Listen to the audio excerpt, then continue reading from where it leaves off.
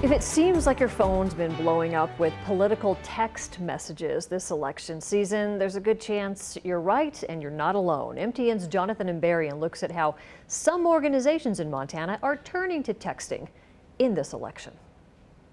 Montanans, it's been hard to avoid political messages this year. On TV, online, in your mail, and increasingly on your cell phone. Leaders with the Montana Democratic Party say they've shifted more to texting as COVID-19 disrupted other forms of campaigning. We have definitely used it considerably more to reach out to supporters and members, not just in this tail end to help get out the vote, but also to drive voters to online events where they can connect with the candidates. It's a safer way to do it than the doors. The Democrats say they have focused on contacting known supporters through texts. The Montana Republican Party says it's not doing any texting this year, but some independent groups are using text to back Republican candidates, including Americans for Prosperity Action. At least for our team in Montana, we haven't done a lot of text messaging before, but it's a new tool that we're using to great effect,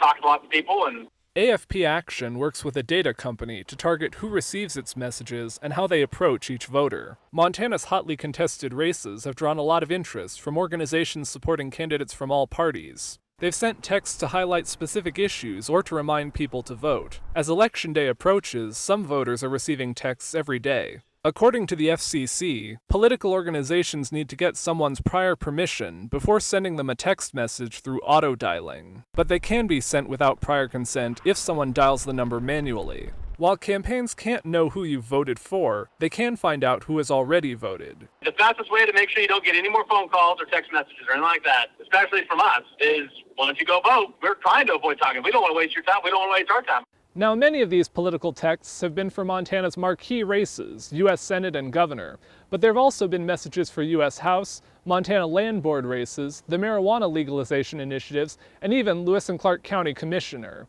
In Helena, Jonathan Imbarian, MTN News. If that's driving you nuts, it's almost over. Election Day is 6 days away. More than 427,000 ballots have already been cast by Montanans in early voting.